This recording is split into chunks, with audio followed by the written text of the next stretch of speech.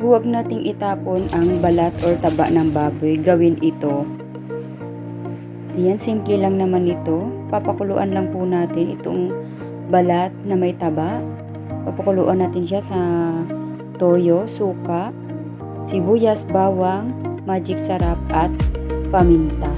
At luya na din pala para medyo mawala yung lansa. At ito na nga, nakapaghiwa na ako ng bawang, sibuyas at luya. Ayan, ilalagay na natin siya sa ilalim ng kaldero. Pagkatapos ay ilagay na natin ang papakuluan nating balat na may taba. Pero konting taba lang yan.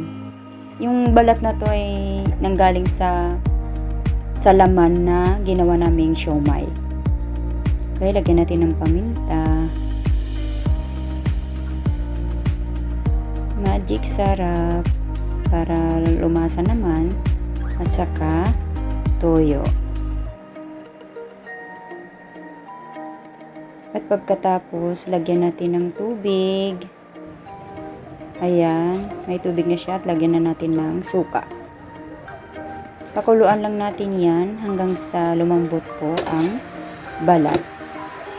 At ayan na nga, pagkatapos ng lumambot, hiniwa-hiwa ko na siya at tinuhog ko na dito sa stick ng kawayan na ginawa lang din namin.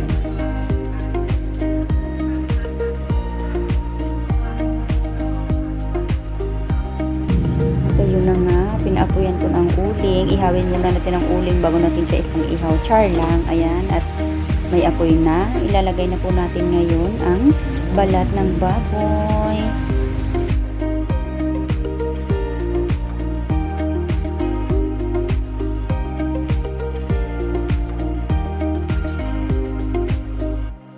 Yun nga, para sulit ay sinabayan na rin namin siya ng hipon. Ayan, inihaw na hipon at saka inihaw na balat ng baboy.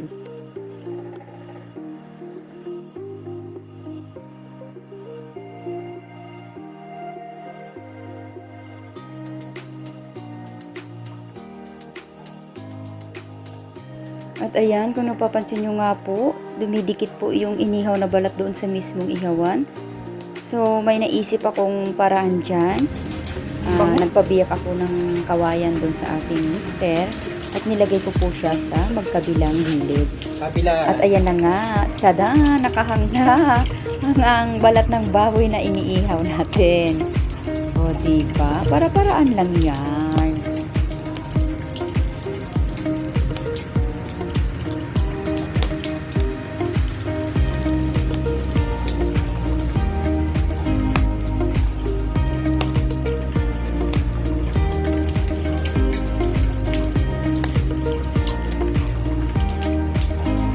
At talaga nga namang sumabay pa tong ulan na to sa pag-iihaw namin dito.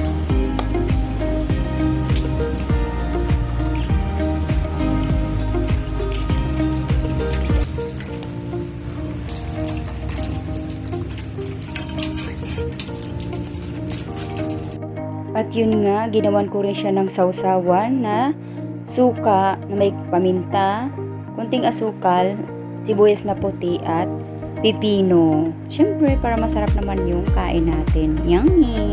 At ayan na siya, presenting inihaw na balat ng baboy. Paparami ang kain nito for sure. O diba? Partneran pa ng blue rice yan.